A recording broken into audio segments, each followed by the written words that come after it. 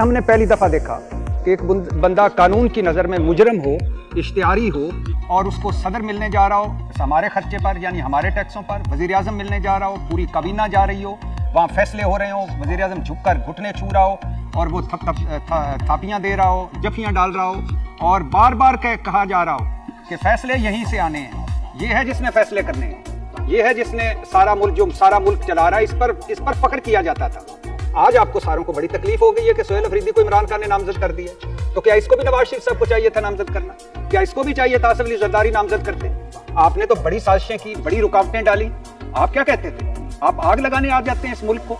किसने आपको हक दिया है कि सोहेल अफरीदी को आप कहें कि वो दहशतगर्दों का सहूलतकार है?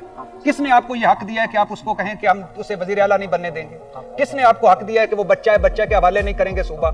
आप चाहते क्या है इस मुल्क में? आपको पता है खैबर पख्तूनख्वा कहाँ बारूद के ढेर पे है? आपको पता है बलोचिस्तान में कितनी नफरत है और कितनी तकसीम है?